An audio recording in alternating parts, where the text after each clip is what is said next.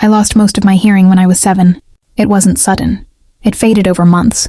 Like the world was slowly turning down the volume on me. By the time I was 11, I needed hearing aids full-time.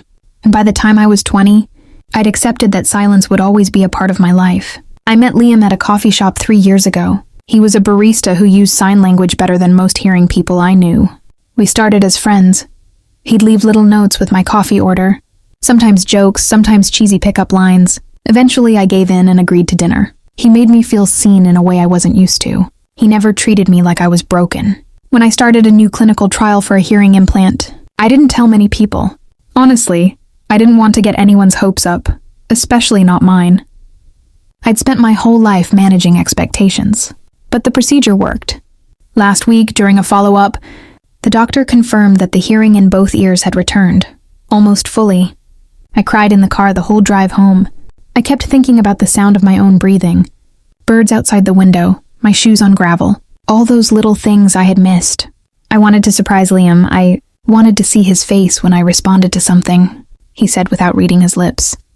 But life had other plans. Last night, he took me to the park where we had our first date, picnic blanket. Fairy lights, wine, and all. He was acting nervous, which made me suspicious. Then he stood up, walked over to me, and gently removed my hearing aid. It caught me off guard. My first instinct was panic, like I was being shut off from the world again. But before I could say anything, he took both my hands, looked me in the eyes, and said, very slowly, in the clearest voice I've ever seen on his lips, "I want you to remember this moment with your heart, not your ears." Then he knelt down and pulled out a ring.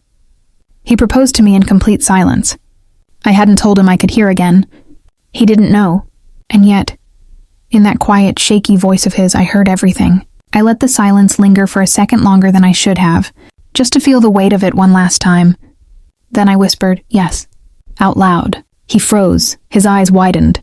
"Did you just—" I nodded. Tears welled up in his eyes. "You can hear me?" "I can," I said, laughing and crying all at once.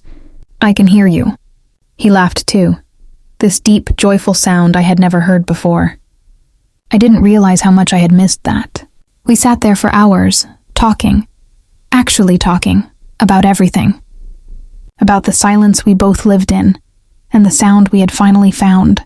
And in that moment, I knew. He loved me in the quiet. Now he would love me in the noise too.